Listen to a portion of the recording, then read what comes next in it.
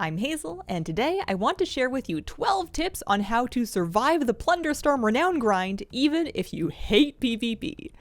Tip number 1. As you are steering your Parrot into the Plunderstorm, try to land on top of an elite enemy if you can, or any enemy if you cannot hit an elite. That Parrot impact will kill enemies with one shot, including elites, and your first enemy kill will give you an ability. The more things you can hit with this, the better your early experience will be, and sometimes you can get to level 2 just by landing your Parrot.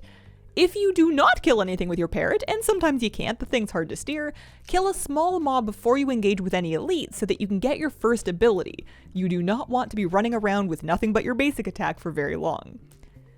Tip number 2, to help you with picking up those abilities, you can keybind your interact key and see if you like using that for picking up items and abilities. You do need to be facing the item for the interact key to work, but some people may find this easier than right-clicking. You can check your keybinds for Plunderstorm in the settings while you're in the waiting lobby, so you don't have to do it mid-match. You can hit escape while you're in the lobby to open up your settings and check on your keybinds and set an interact key here. I just use the search menu to find it because it works great.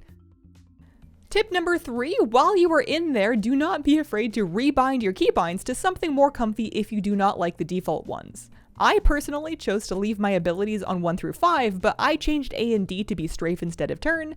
You can change all of these to anything that you like, but if you're not comfy with the ones they gave you, then do not be afraid to mess with them. Number 4, run away from players, especially early. In the first seconds of the match, not only is it a waste of everybody's time to fight other people, but most players will not have gap closers yet, so if you run away from them, a lot of them won't be able to catch you. Turn around, maybe zigzag a little bit on your way out, and find a quieter place to farm plunder if you end up right on top of somebody at the beginning.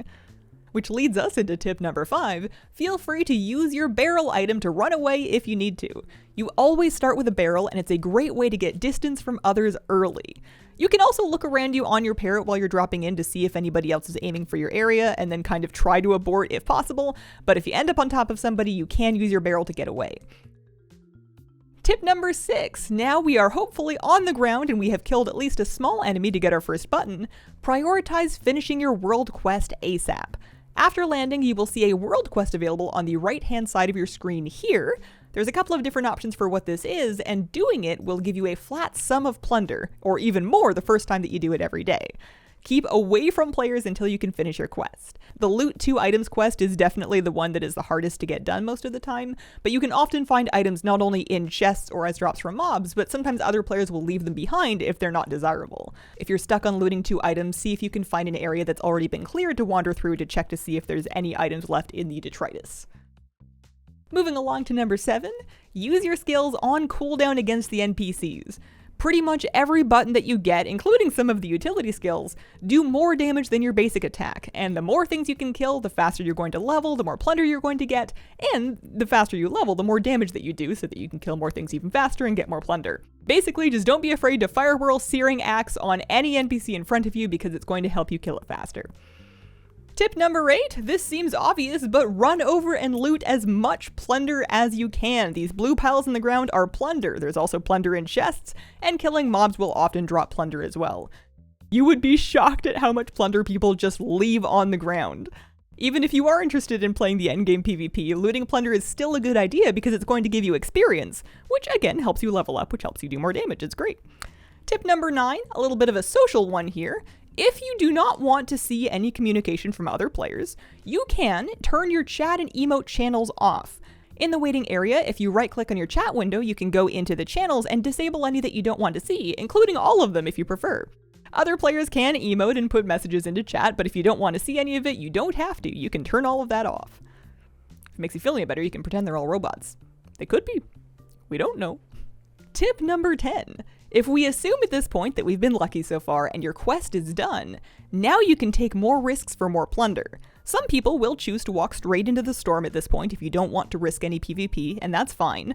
But you can get even more renown per game if you A, look for areas that have not been looted and farmed yet for more plunder, and then B, another thing I like to do is follow around the pieces of hate bosses. Yes, they'll have players around them, but oftentimes those players will be busy fighting the boss or each other, especially if you tend to run away when they look at you. And the boss itself will drop plunder all around it during combat, so you can get quite a bit of extra plunder just by following the boss and weaving in around the edges. Do not do this before you've finished your quest, but if you have finished your quest and you've got nothing left to lose anyways, it's not a bad place to be. Which brings us to tip number 11, if there's nothing left to farm or plunder and it's just a bunch of other players, at this point with your time, you're better off trying to pick a fight or drop in on an existing one. Yes, you can walk into the storm if you don't want a PvP, and that is fine, but if you can win a fight, or even just sneak in around the edges of other people winning fights against each other, there is a lot of plunder to be had. If someone dies, their plunder goes onto the ground, and sometimes people are too busy to pick it up. If you do die, you can just go back in and start over, but the biggest waste of time that I've found in Plunderstorm is when you are just walking laps at the end, unless of course you're interested in trying to wait it out and trying to win first place. And then number 12 is sometimes stuff happens and you gotta shake it off. Sometimes, despite your best efforts, you're going to end up in early combat and die before you finish your quest. At least I know that I do. This really sucks when it happens. It's a huge bummer to leave with less than 30 rep, but it is usually less than 5 minutes of your time when you die this quickly. Try not to get discouraged if you can, and head back in. There is an MMR system, so if you find yourself frequently dying early, eventually you will be in lobbies with other people that frequently died early, and you'll have a better chance of getting your early plundering and questing done. You will be on your way to the Polly Roger in no time. And finally, a little bonus tip, just in case you know somebody else that is also working on this grind. Duos is faster than solos, and it's a lot of fun if you can play with a friend. Stick together and you guys will share plunder and be more likely to live past those first moments of the game where you can die with the least profit. A standard solos game for me with the quest done was kind of like 400 to 500 plunder, whereas duos games were going 700, 800 or even more pretty easily. You can solo queue into duos lobbies if you like, and it will match you up with randoms. Feel free to experiment with that if you like to see if that will go any faster, but duos is definitely a blast if you can find a friend to play with. I know friends don't grow on trees, but if you've got any, now's the time to call them.